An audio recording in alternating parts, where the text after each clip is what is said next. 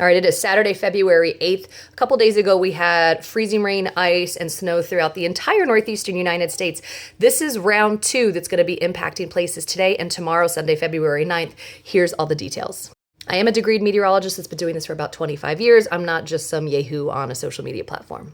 Freezing rain forecasts have come down, which is quite nice. So the areas of concern is a stripe through northern Ohio. We're seeing a lot of Pennsylvania, especially through the southern areas. If you're around Pittsburgh, you're going to be fine. But east of there, be careful. State college areas and places like that. Also, any areas around Philadelphia, including New Jersey. And we're also looking at a little bit of ice along the Blue Ridge. The entire northeastern United States is full of watches and warnings. The main ones to be concerned about are these pinks, are winter storm warnings throughout New England and through New York.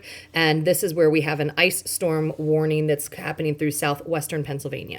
All the purples are winter weather advisories, and anywhere you see these greens are where we have flood watches and warnings. Let's walk through snow accumulation forecasts. This is really only going to affect the south and western parts of Maine. This is also a big southern New Hampshire storm, not a northern New Hampshire storm. I'm going to talk a little bit more detail about where we're going to see these maxima in the southern part of the state. Here's the snowfall forecast for Vermont. Southern New England accumulations. And look, even out on the Cape, and you guys get to be included a little. This is areas around the Albany office, Long Island, New York, and southern Connecticut. And as we head down through New Jersey and eastern Pennsylvania, we're starting to see less snow because this is where there's going to be more ice. In the southernmost locations, like through southern Virginia, we're going to see rain. Then if you move your way further north, you're going to move through zones from rain to freezing rain to sleet to snow. And the reason is because of this, for those who remember. So quick recap, snow, this is going to be the north. This is what we see in New England. And this is what we're going to be seeing with rain through like southern Virginia. But it's these middle locations where we're going to be potentially getting ice. It depends whether you get little sleet pellets, which are balls of ice that have time to freeze in the air before they hit the ground, or if you get freezing rain where it falls as rain and turns to ice once it falls. Really depends on how shallow the cold air is where you are. So if you're on the freezing rain part of the map and you end up not seeing freezing rain, the reason is probably because your surface temperatures ended up being too warm. So you're either going to get just rain, or the depth of air is a lot deeper of the cold air, and then you're going to have ice pellets that fall from the sky because you have a lot of cold air, and then you're going to get sleet. It is a real fine line where that freezing rain falls. Understanding if the snow maxima is going to be in like the northwestern corner of Massachusetts or southern Vermont or southern New Hampshire. You have to understand that in our forecast models, we're talking a couple of grid spaces in the computer analysis of where that's going to set up. It's very small changes meteorologically that can result in what are very big changes for us on the ground.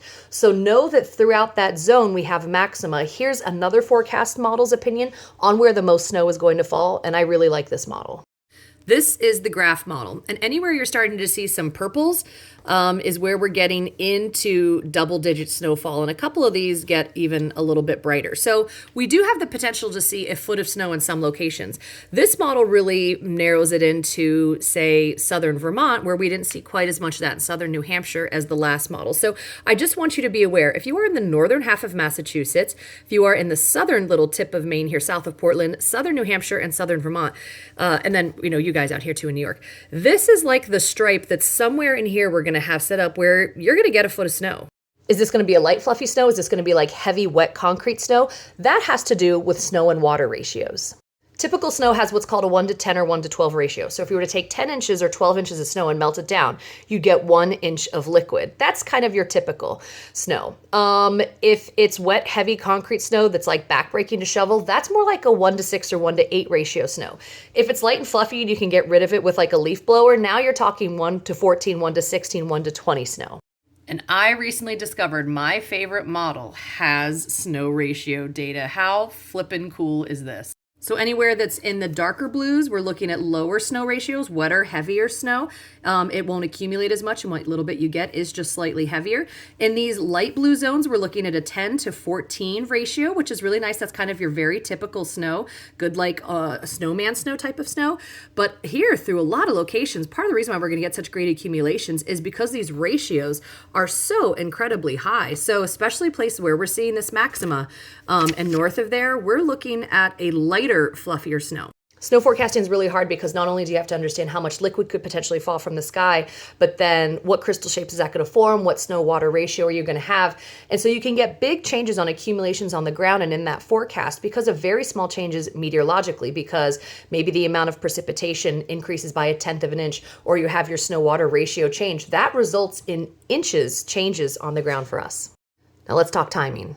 We are already seeing snow, ice, rain mixes coming into the mid-Atlantic region here throughout southern Virginia, southern West Virginia here this morning.